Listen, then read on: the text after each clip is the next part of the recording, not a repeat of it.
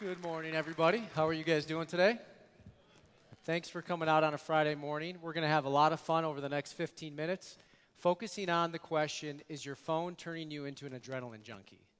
Now, I know that sounds kind of odd, but give me a few minutes to set this up and unpack this, and we'll have a lot of fun together. So, this is me. This is an illustration done by Skidmore Studio. As just mentioned over the PA system here, we are a creative powerhouse in downtown Detroit.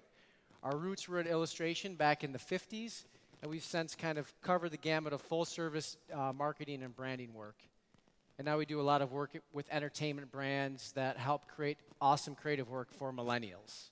So if you've ever been to a Dave & Buster's, Skidmore's done all the work for them.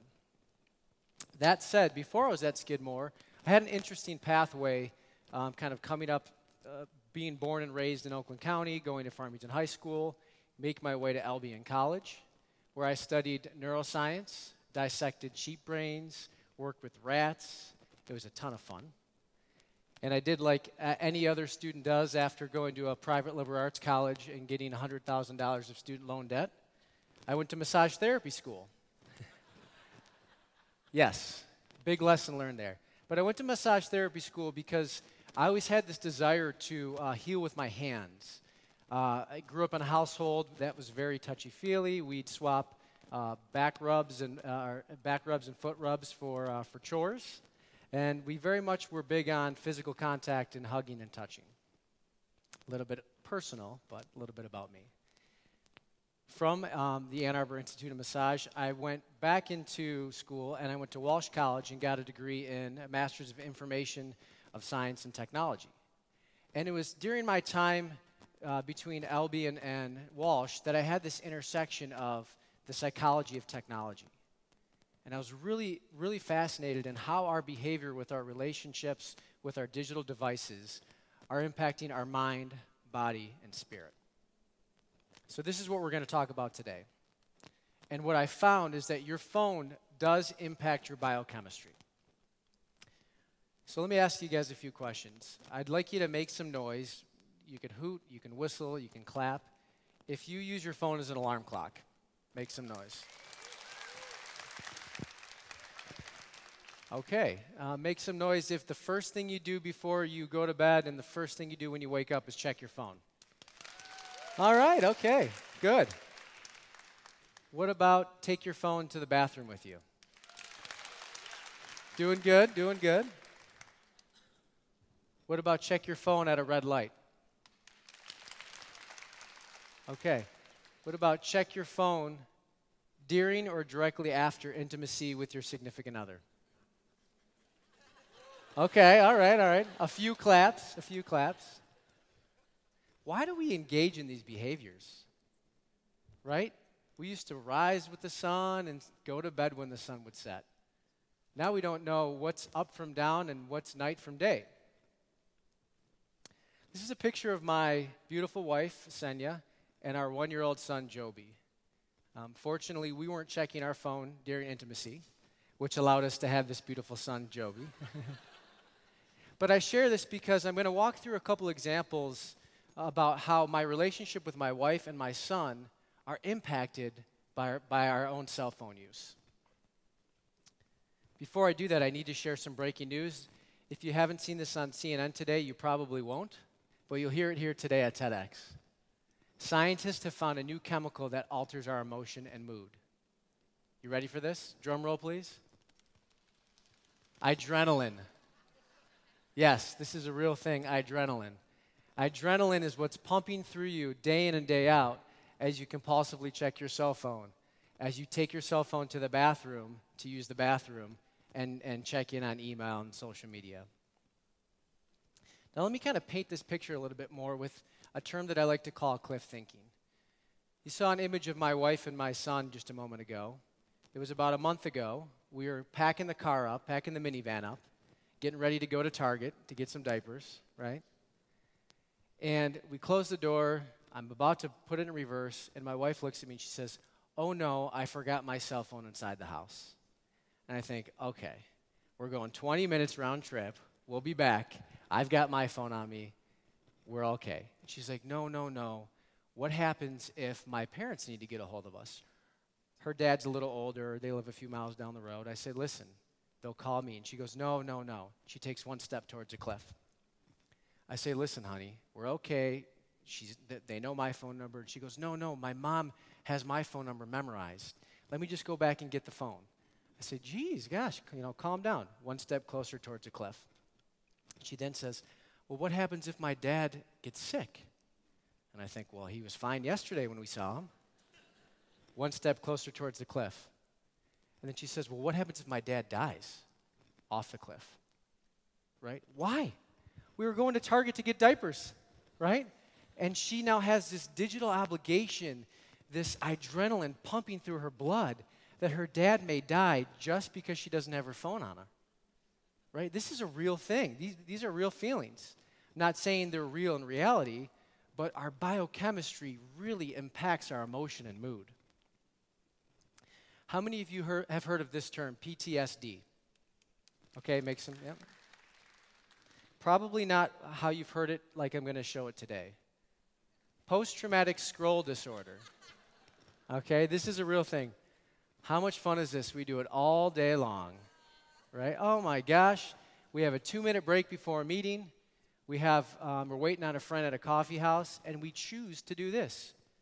And in 30 seconds, we can consume so much, right? And a lot of this information consists of things that are traumatic. Traumatic to our mind, traumatic to our body, traumatic to our spirit.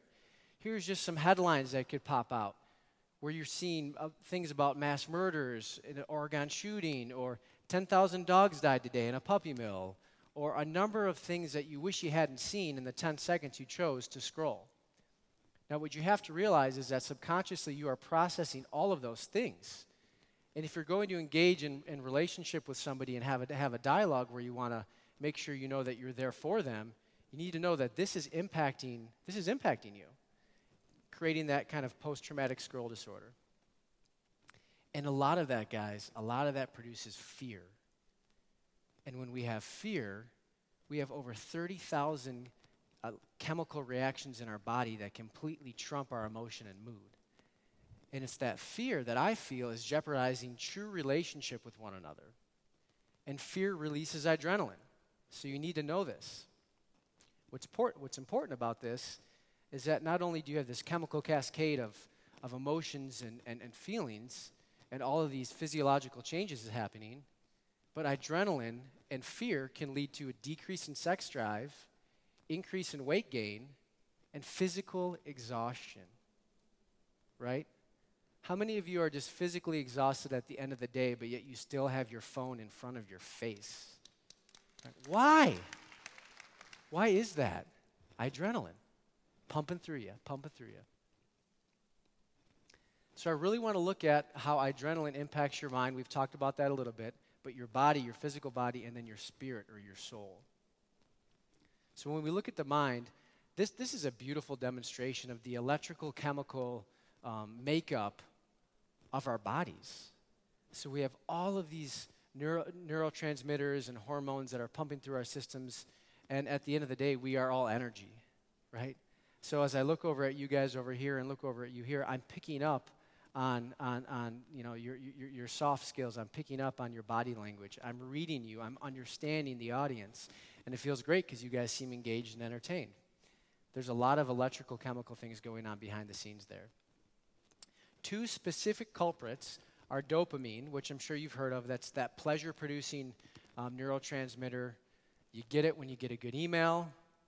You get it when you take a drag of a cigarette or a sip of a beer. Dopamine is our friend. It's a pleasure-producing friend.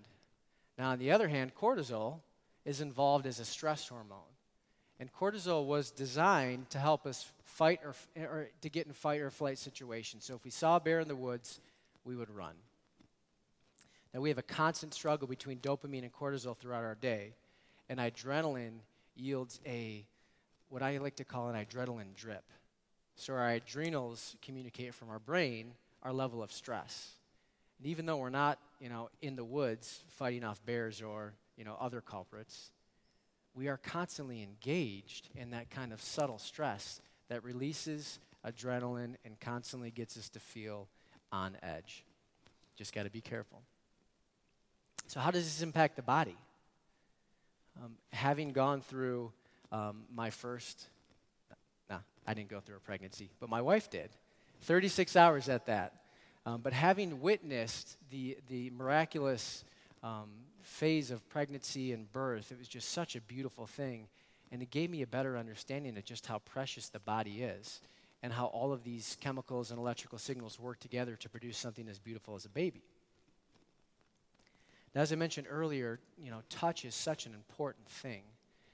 It allows you to relay so much without communicating a single word. And there's research that shows that the power of touch, when you hug somebody for, let's say, 20 seconds, it has a therapeutic effect on them. It releases a neurotransmitter called oxytocin. Oxytocin is the bonding agent.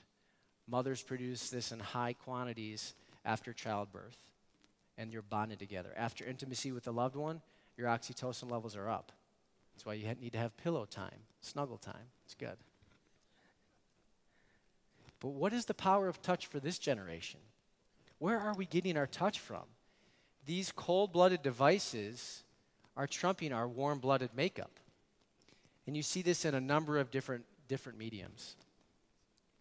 But we got to go back to the 1940s when we had babies recommending to the pregnant mothers what brand of Marlboros to smoke, right? This was just like 80 years ago, 70 years ago. Adrenaline in driving, right? How many of you can relate to this? I like to call this, the odometer, where you're how many miles have you driven with your head down? Many, many miles, right?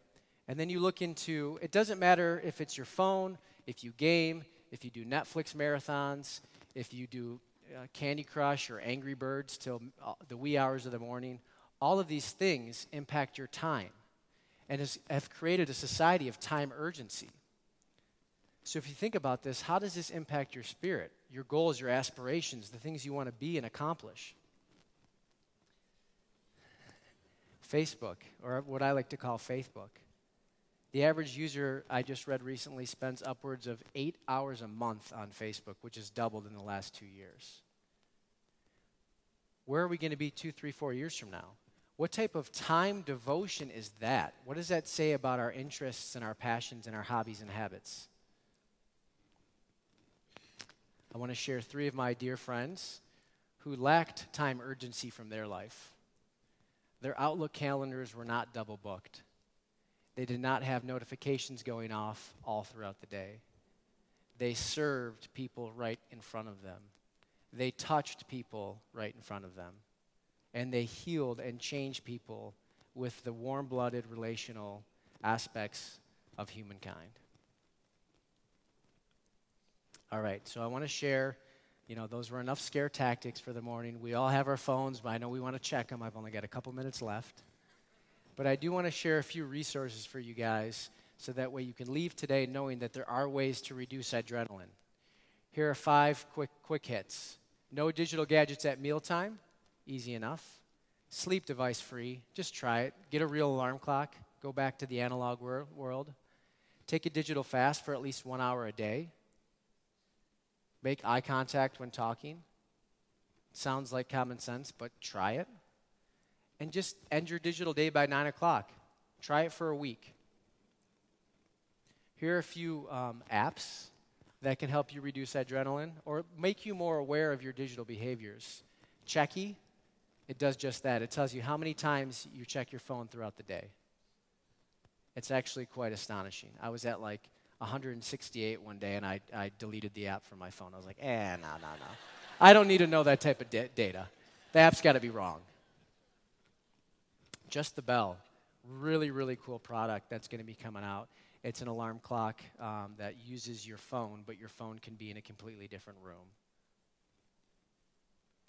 Moment, which is an app that allows you to track your activity of all of your family's time on the web, so you can have healthy dialogues on your digital activities. And lastly, go outside and get some fresh air, right? I mean, come on, air is free. You can go outside and you can breathe it in and feel your fresh air. That's all I have for you today. Thank you so much for your time. #adrenaline.